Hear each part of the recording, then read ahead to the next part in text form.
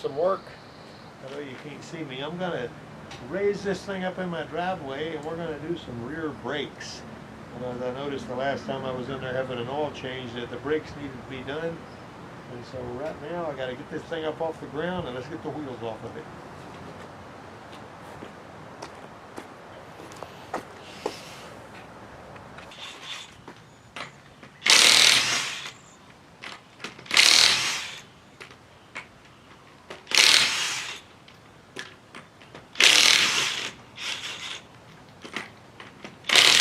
One of them.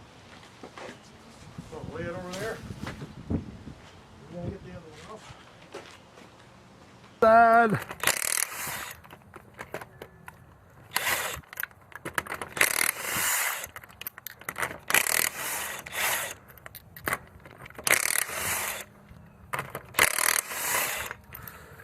Lay those over out of the way next to the DeWalt. All right, there's that one.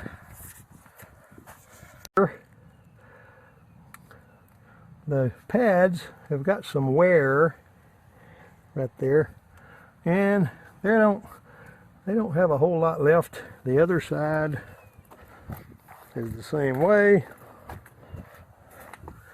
It's got about the same amount of wear, maybe a little more. Now my question is, do I need to go ahead and machine these rotors? I usually don't do that on my own vehicle unless there's some the Delco Advantage.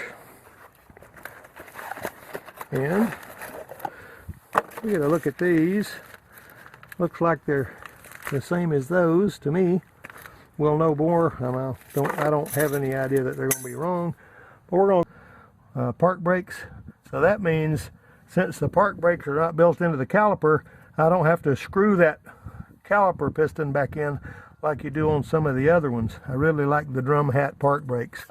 And is to get in here, if there's any possible way to do it, and pry that piston back while the caliper is still on there. And once I make a little crack in there that I can get behind, then I'll go ahead and try to compress that piston right to begin with. And that way I don't have to worry a whole lot about it. I'm doing is I'm prying that back. Just pry it back gently with a big screwdriver. You can see it going back. And if you get it all the way back at this point, then you don't have to worry a lot about pushing it back later. All right, now I'm going to pull the caliper off. This Explorer has got strut suspension, which it carries the weight of the vehicle higher in the car body. And that's an interesting aspect of this. These SUVs, you know, have for years tried to roll over a lot. And so what they did to make this one more steady, they put a rear sway bar on it, and they also put it higher in the car body, the weight of the vehicle being carried way up here instead of under the axle, which was pretty out. And this one here, these are always fun. Once you get them pushed in, stretch that spring a little bit, you can go up with it. Sometimes that's kind of tricky, but if you keep working with it, you'll get it. There you go. Ta-da! If these don't float good, something will need to be done with that, because that's basically, this is a floating caliper.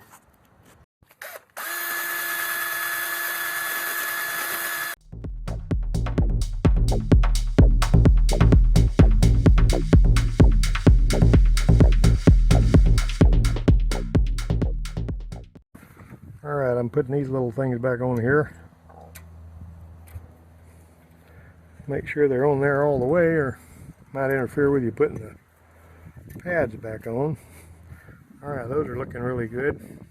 They're nice and slick. They got a little fine layer of silicone on them. The jack under one side and then the other to raise it up and put it on stands, because under no circumstances do you want to put the jack under that aluminum differential housing, or you will destroy it. Okay, so just keep that in mind.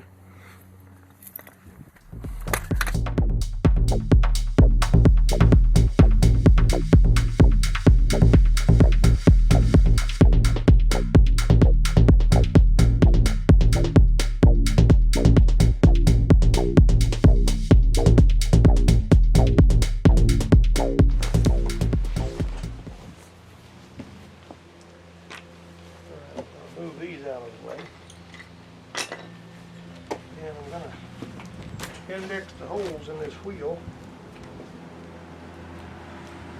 Turn that a little bit so that it can pretty well match up.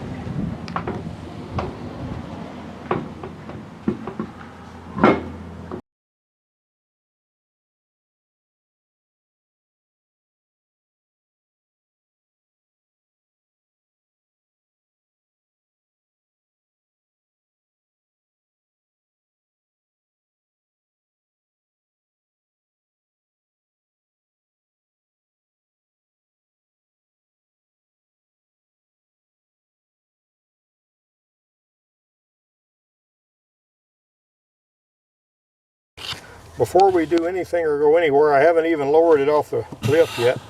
I got to pump this a few times to make sure that those pads are out there against the rotor. If you don't do that, you get in trouble.